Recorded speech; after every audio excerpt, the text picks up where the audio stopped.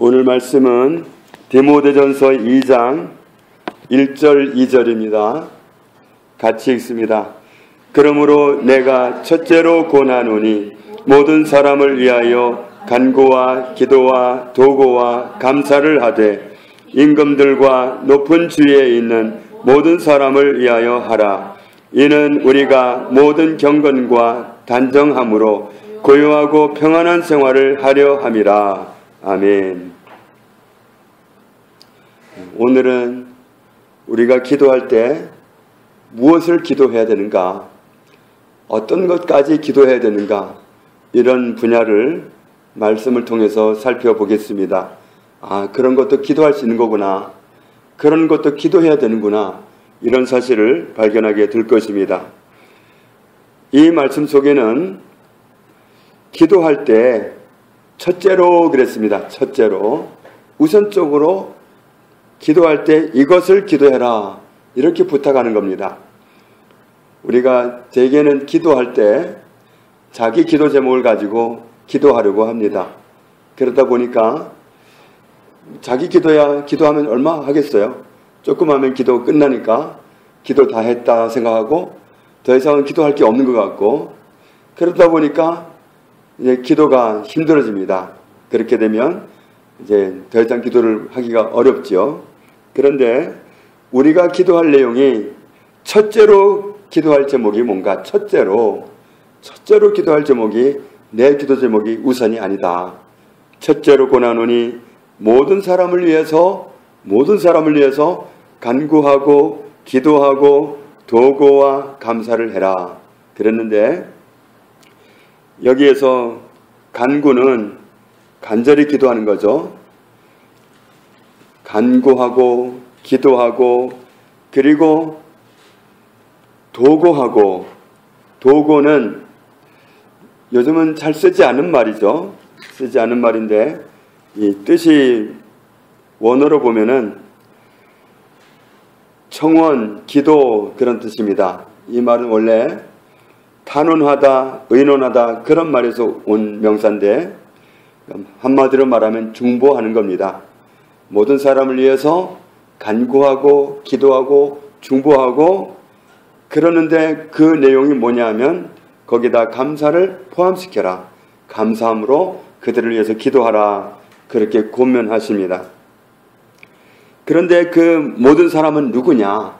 1절에서 첫째로 권하노니 너희는 누구를 위해서 기도하라 했느냐 하면 모든 사람이라 그랬습니다.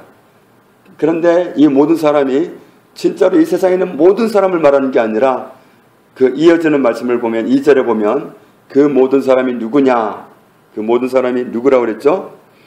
그 사람은 임금들과 높은 지위에 있는 모든 사람들이다. 이렇게 그 모든 사람은 우리가 첫째로 기도할 그 기도 제목의 대상이 되는 사람들은 임금과 높은 지위에 있는 모든 사람이다. 이렇게 표현하고 있습니다. 그러니까 한마디로 하면 정치하는 사람들을 위해서, 정치권에 있는 사람들을 위해서 우선적으로 기도하라, 그런 말씀입니다. 우리가 이런 말씀을 들으면 아니 그런 사람은 나한테는 보이지도 않고 또 내가 만날 일도 없는데 꼭 내가 대통령을 위해서 기도하고 장관들을 위해서 기도하고 국회의원을 위해서 기도하고 그렇게 꼭 기도해야 될 이유가 뭘까? 하나님은 왜 그렇게 막연한 사람을 위해서 기도하라고 하셨을까? 이렇게 생각하기가 쉽습니다. 그러나 그 사람들이 하는 정치가 바로 나에게 영향을 미치기 때문입니다. 정치하는 사람이 어떤 정책을 잘못하면 그 잘못된 영향이 나에게 옵니다. 정치하는 사람이 정치를 잘하면 그 사람의 정치력이 나한테 돌아옵니다. 그렇기 때문에 그렇습니다. 그래서 그 이어지는 말씀을 보면 모든 경건과 단정함으로 고요하고 평안한 생활을 하려고 그런 것이다. 결국은 나를 위해서 하는 것이다. 이런 뜻입니다. 우리가 정말 하나님을 섬기는 그 신앙을 잘하고 신앙의 자유를 보장받고 그리고 정말 우리가 하나님을 잘 섬기는 그런 모습으로 살아가려고 하면 나라가 평안해야 됩니다. 나라가 평안하려면 정치하는 일선에 있는 사람들이 정치를 잘할 때 가능합니다. 그런데 그 사람들이 어떻게 정치를 잘하느냐 하면 내가 그들을 위해서 기도하면 하나님의 은혜를 베푸신다는 얘기입니다. 그러니까 이 말씀은 우리의 기도를 통해서 우리나라의 정치, 안정 이런 것을 하나님이 기도하면 은혜를 베푸시겠다. 그런 보장의 말씀입니다. 그 기도가 소용이 없는 기도가 아니라 정말 할 기도가 없어서 시간 때우기를 기도하라는 것이 아니라 우리에게 바로 그 영향력을 오도록 하나님의 은혜를 베푸시겠다는 약속입니다. 보장장치입니다. 그러니까 우리가 정치권에 있는 사람들을 위해서 기도하면 그들이 정치를 잘할 것이고 그들이 정치를 잘하면 내가 경건하고 평안한 생활을 할 수가 있습니다. 그런데 정치를 잘못하면 나라가 불안하고 나라가 들썩거리고 힘이 들면 그 불안감이 나에게도 옵니다. 그렇기 때문에 결국 내가 하나님 섬기는 신앙도 나라가 평안해야 되기 때문에 내 주변 사람들이 평안해야 되기 때문에 정치하는 사람들을 위해서 첫째로 기도해라. 그렇게 권면하고 있는 말씀입니다. 오늘 권면의 말씀을 들었으니까 우리가 기도할 때 나 기도할 거 다 했어, 나 기도할 거 없어 이렇게 하지 말고 우선적으로 첫째로 정치하는 사람들을 위해서 내가 기도해야 되겠구나 이 결심을 들으시기를 바랍니다. 2장 8절을 보겠습니다. 8절 같이 읽습니다. 그러므로 각처에서 남자들이 분노와 다툼이 없이 거룩한 손을 들어 기도하기를 원하노라. 아멘. 이 디모데전서 2장 8절 말씀에서는 각처에서 그랬는데 이 각처는 모든 장소에서 남자들은 뭘 하라고 그랬냐면은 분노와 무엇이 없이 다툼이 없이 그랬는데 이 다툼이란 말이 원래 원어로 보면 다툼이란 뜻이 아닙니다. 원래 이 말은 생각, 의견, 추론, 숙고, 논의 이런 건데 여기서 말씀하는 의도는 악한 생각, 걱정되는 심사 혹은 의심 이런 겁니다. 의심하는 것.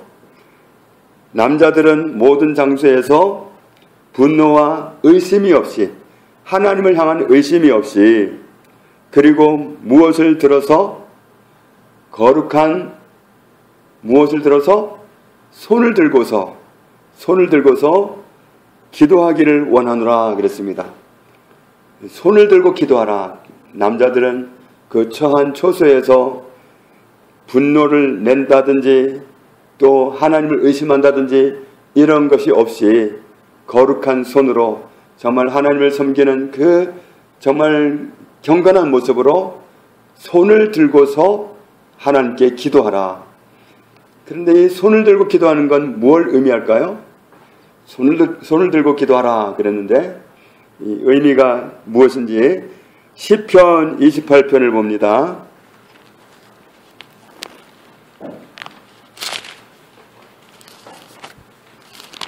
손을 드는 것도 의미가 있습니다. 시편 28편 2절 같이 읽습니다.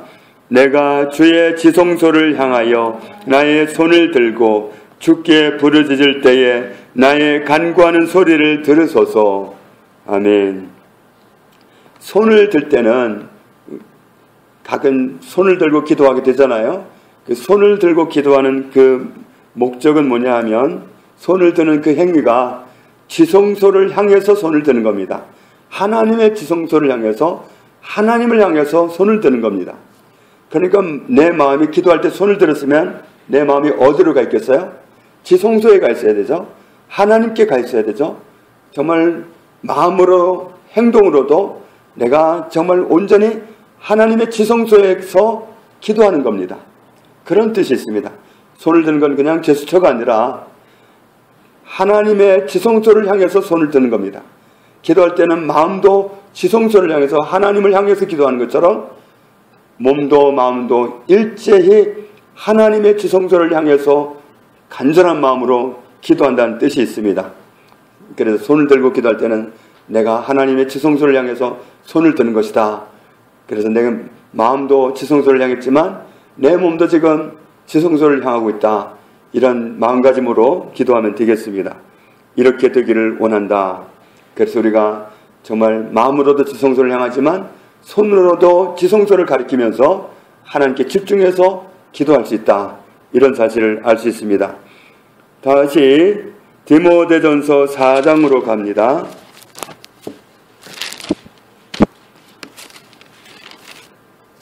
디모데전서 4장 1절부터 5절에 있는 말씀 같이 읽겠습니다.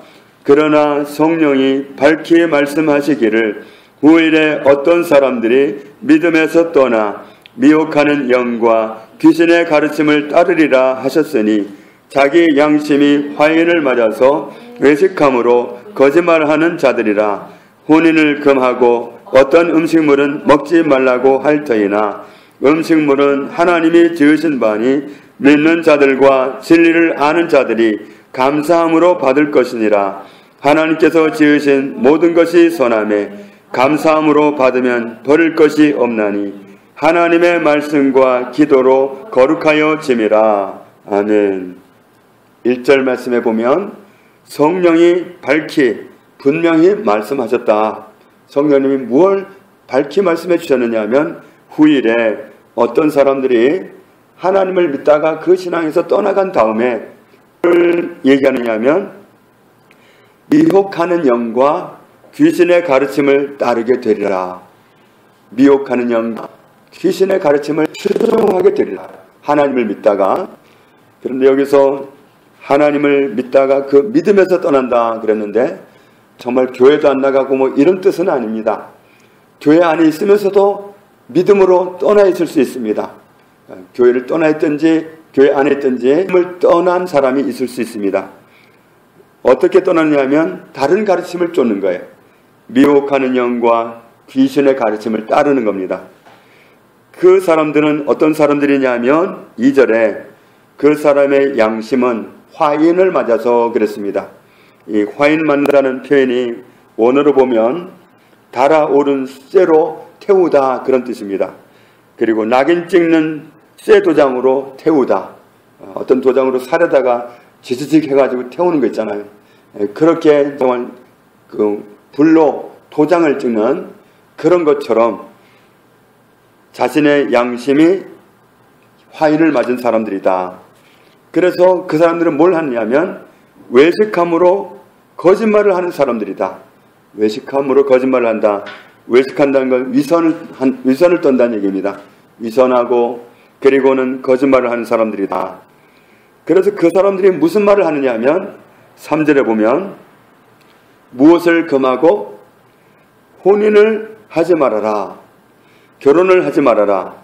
이 원어로 보면 이렇습니다. 원어로 보면 결혼하는 것을 방해하다, 막다, 제지하다, 금하다 이런 뜻입니다. 결혼하는 걸 못하게 하는 거예요. 결혼할 연령이 되는데 결혼하지 말라고 방해를 하는 겁니다. 그리고 또 무엇을 말리느냐 하면 어떤 음식은 먹지 말아라 그런 겁니다. 어떤 음식은 먹지 말아라. 그럴 것이다. 한때 TV에 아주 열풍을 본 일이 있습니다. 채식을 먹어야지 육식을 먹으면 안 된다. 이 무슨 박사가 아주 한때 센세이션을 일으켰습니다. 채식만 해야 된다고. 그런데 그런 가르침은 치우친 가르침입니다. 사람이 육식을 전혀 안 하고 채식만 먹으면 어떻게 되느냐 하면 몸에 뭐가 생겨요. 결석이 생깁니다. 결석이 생기는데 그래서 의학적으로 검증된 바로는 스님들이 옛날에 죽으면 사리가 몇 개 나왔다 그러잖아요. 그 사리가 결석이랍니다. 그렇기 때문에 증거가 뭐냐면 요즘 스님들은 태워도 사리가 별로 안 나온대. 왜냐하면 몰래 고기를 먹어가지고. 그러니까 그렇게 되는 겁니다. 치우치면 몸에 문제가 오게 되어 있습니다. 그러니까 육식에 치우쳐도 안 되고 채식에 치우쳐도 안 되고 적당히 섞어져야지. 어느 쪽만 먹어야 된다 그러면 이건 정말 원리를 벗어나는 겁니다. 모든 음식물은 하나님이 지으셨습니다. 그래서 오늘 말씀에 3절 말씀의 중간에 보면 음식물은 하나님이 지으신 바이다. 그렇기 때문에 하나님을 믿는 사람들과 진리를 아는 사람들은 무엇함으로 받을 것이라? 감사함으로 음식물을 받을 것이다. 4절 말씀 같이 읽겠습니다. 하나님께서 지으신 모든 것이 선하매 감사함으로 받으면 버릴 것이 없나니. 하나님께서 지으신 음식은 모든 것이 선하다. 이게 원칙입니다. 하나님은 모든 것을 지으셨는데 하나님이 지으신 모든 음식은, 우리에게 먹으라고 지으신 음식은 선한 의도로 지으셨습니다. 그래서 하나님께서 지으신 모든 것이 선합니다. 감사합니다. 이런 음식을 먹게 해주셔서 감사합니다. 그렇게 받아들이면 무엇이 없다 그랬죠?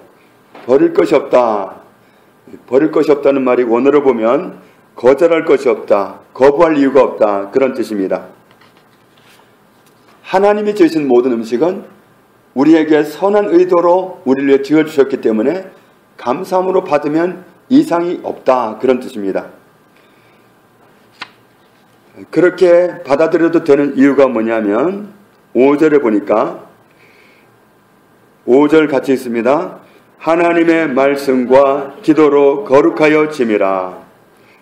하나님의 말씀이면 음식물도 거룩해지고 기도로도 음식물이 거룩해질 수 있다, 이렇게 말씀합니다. 무슨 뜻이냐면 어떤 음식이 어떤 사람에게는 해가 되는 수가 있어요. 그래서 어떤 사람은 복숭아를 먹으면 복숭아 알레르기가 일어나고, 또 무슨 게, 바닷게 이런 걸 먹으면 혀에 뭐가 좀 그렇고, 뭐 이런 식으로 어떤 음식을 먹었을 때 개인적으로 부작용이 일어나는 경우가 있어요. 그런 경우도 있고, 또 어떤 사람들이 그런 경험에 의해서 어떤 음식을 먹지 마, 이렇게 이제 말하는 것도 있고 그렇습니다. 그런데 하나님의 말씀과 기도로 거룩하여진다. 어떤 음식이든지 하나님의 말씀과 기도로 거룩해진다. 거룩해지게 하면 문제가 없는 겁니다. 어떻게 거룩하게 만드냐면 하나님의 말씀과 기도로. 하나님의 말씀으로 어떻게 해요? 여기에 적용되는 하나님의 말씀은 4절입니다. 하나님께서 지으신 모든 것이 선합니다. 감사합니다. 이렇게 이 말씀을 그 음식에다 적용하면 됩니다. 예를 들어서 나한테 알레르기 반응이 되는 그런 음식이 있다. 그 음식을 먹고 싶은데, 그럼 그 음식을 놓고 이 디모데전서 4장 4절 말씀을 거기다 그 음식 앞에다 선포하는 겁니다. 하나님께서 지으신 모든 것이 선합니다. 감사합니다. 이렇게 이 말씀을 선포하는 겁니다. 그리고 또 무엇으로 거룩해질 수 있다고 그랬죠? 기도로. 예수 이름으로 이 음식은 거룩해질지어다. 그러면 거룩해진 음식은 나한테 해가 되지 않습니다. 문제가 되지 않습니다.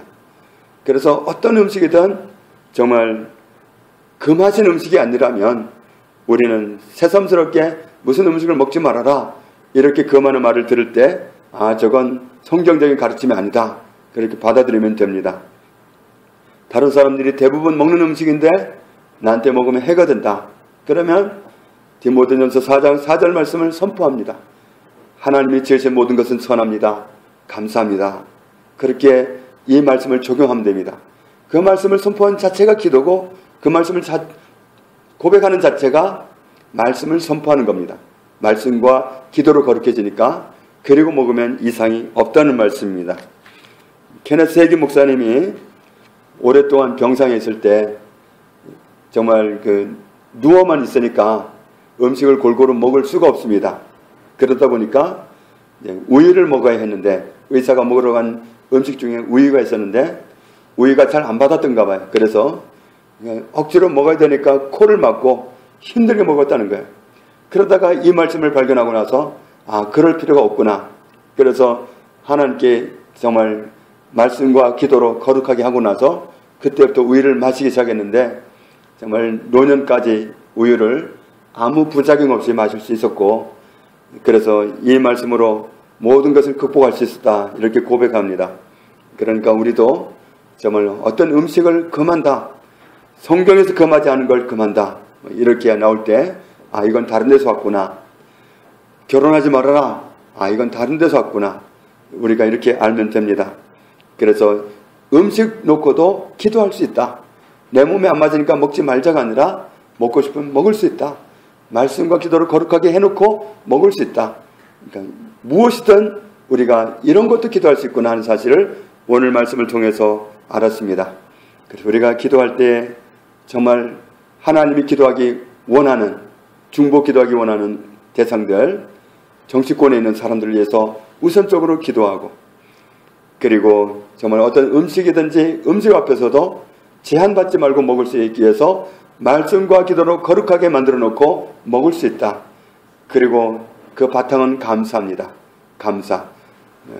정치권에 있는 사람들 위해서 기도할 때도 감사함으로 기도하고, 음식을 대할 때도 그런 음식을 먹게 공급하신 하나님께 감사. 모든 것이 감사가 바탕이 되어 있는 그런 기도로 우리가 무엇이든 기도할 수 있다. 이런 사실을 발견합니다. 우리가 날마다 부탁하신 이런 기도로 하나님이 기뻐하시는 모습으로 살아갈 수 있기를 주님의 이름으로 축복합니다. 하나님 아버지 감사합니다. 우리에게 무엇을 기도해야 할지를 이런 것까지도 기도할 수 있다는 사실을, 이런 것도 기도로 말씀으로 극복할 수 있다는 사실을 말씀을 통해서 알게 해주시니 감사합니다. 오늘 말씀이 항상 생각나게 해주셔서 날마다 기도해야 할 분명한 기도 제목을 놓치지 않고 기도할 수 있기 원합니다. 말씀과 기도로 극복할 수 있는 모든 것을 극복하며 살아가는 저희들의 일생이 되기를 원합니다. 저희의 삶을 항상 지도하여 주옵소서. 예수님 이름으로 기도합니다. 아멘.